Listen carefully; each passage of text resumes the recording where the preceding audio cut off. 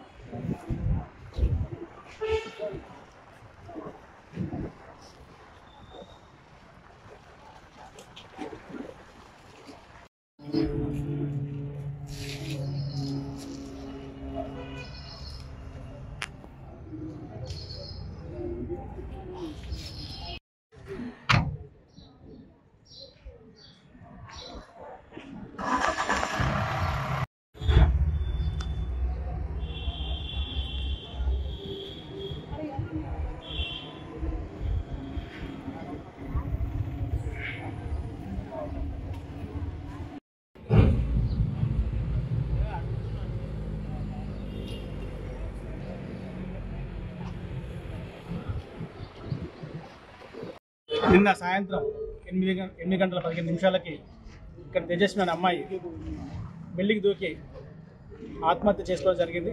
కానీ ఇది ఆత్మహత్య కాదు. శ్రీహరి అనే అబ్బాయి గత వారం రోజుల నుంచి ట్రాప్ చేసి బయట తీసుకెళ్ళి మళ్ళీ తీసుకెళ్ళి కౌన్సిలింగ్ ఇచ్చిన మళ్ళీ ట్రాప్ చేసి ఇక్కడ డిప్రెషన్ లాస్ట్ 3 డేస్ నుంచి వెళ్ళి డిప్రెషన్కి వెళ్ళిపోయే అమ్మాయి ఈరోజు ఆత్మహత్య చేసుకుంది. ఇది ఆత్మహత్య కాదు, వాడి పెట్టిన టార్చర్ వల్లనే ఈ అమ్మాయి చనిపోవడం జరిగింది. ఇది ఆత్మహత్య కానీ భావించట్లేదు మేము. హత్య ఇది 100% హత్య. వాడిని ఎట్టి పరిస్థితుల్లో ఉరిదీసేదాకా మేము అందరం పోరాటం చేస్తూ ఉంటామని మీకు తెలియజేస్తున్నాను. నేను ఒకటే పాత్రికేయులకు ఒకటే చెప్పదలుచుకున్నాను. అన్న, ఇది ఒకటి ఇక్కడ కాదు, ఇది గంజాయి బ్యాచ్. ఒక 4-5 జమాయిరు. ఆ జమాయి అందరి అమ్మాయిలను నేర్పించడం జరుగుతుంది ఇక్కడ. అది ఈ గంజాయి బ్యాచ్ని ఈ అమ్మాయిలను కాపాడాల్సిందిగా నేను మనస్ఫూర్తిగా కోరుకుంటున్నాను. ఇది మొత్తం దేశమంతటా కాదు, రాష్ట్రమంతటా కాదు, దేశమంతటా ఇది స్ప్రెడ్ అయ్యి అందరికి తెలియజేసి ఈ గంజాయి బ్యాచ్ లేకుండా చేసి మన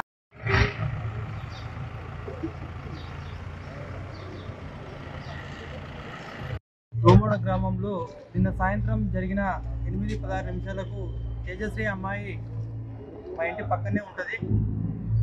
ఆమె బిల్డింగ్ పై నుంచి పడి ఆత్మహత్య చేసుకుంది.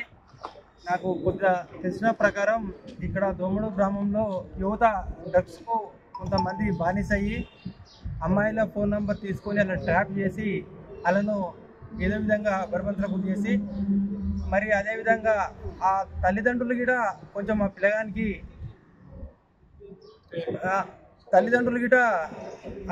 సపోర్ట్ చేసి ఆ అమ్మాయిని గిట ఫోన్ చేసి కొంచెం అమ్మాయిని కొంచెం తక్లీఫ్ చేసాక ఆ అమ్మాయికి ఏం అర్థం కాలేక ఈరోజు ఈ సంఘటన జరిగింది.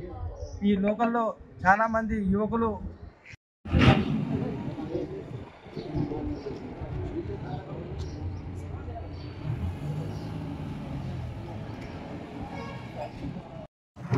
అది ఒకసారి ఓటీపీ వచ్చిందని